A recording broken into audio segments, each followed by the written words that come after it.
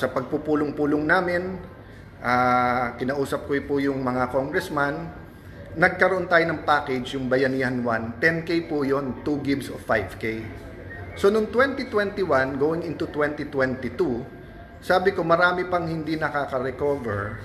So kaya ng ating budget magbigay.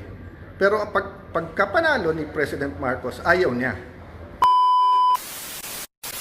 Sec, I'll start with the recent claims of Senator Alan Peter Cayetano na sinabi niya pong nireject ni Pangulong Marcos yung kanyang panukalang 10,000 cash assistance noong 2022. Sabi niya, despite saying that the government could already afford it, to set the record straight, did President Marcos ever reject or decline such proposal? And in an earlier statement, you've said that evidence will prove na baseless itong claims ni Senator Cayetano. Ano-ano po yung mga ebidensyang handang ipakita ng Malacanang na para ipakita sa publiko na wala pong katotohanan yung sinasabi ng Senator? Unang-una, itong panukalang 10,000 pesos na ayuda sa bawat pamilya ay isinulong ito nang siya pa ay miyembro ng Kongreso. At nung hindi ito umuusad, ang una niyang sinisi rito ay si Congressman Alfred Vargas. Kasi lumalabas na laging siyang walang sala. At nung May 14, 2021, ito nga ay sabi natin na noon pa ito ipinapanukala. Pero hindi ito umandar, hindi ito umusad, kaya naninisi ng iba. So, hindi pa po Pangulo, si Pangulong Marcos Jr. dito, ng mga panahon na ito. At ng July 24, 2021, no hindi nga po umusad, ang sabi niya, let's give people 10K, not 10K excuses. Again, dahil hindi ito umuusad sa Kongreso, muli, naninisi siya ng iba.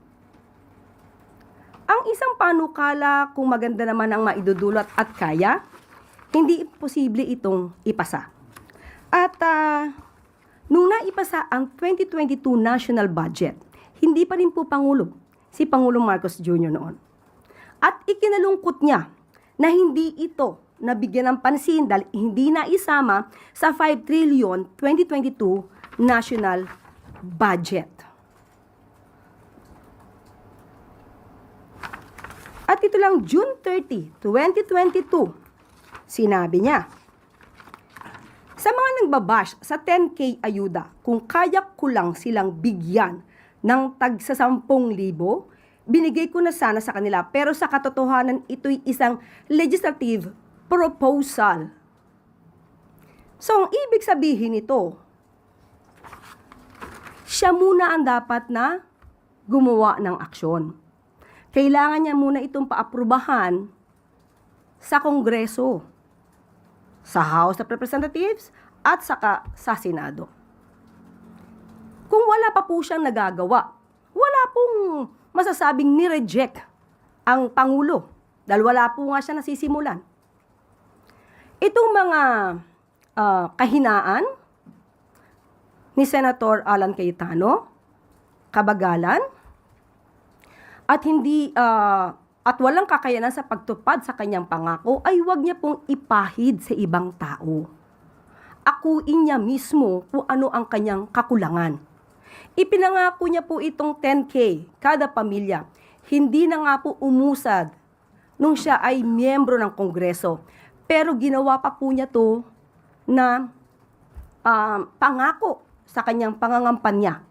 Huwag niya naman sanang gayahin yung pangakong ala jet ski na pang kampanya lang.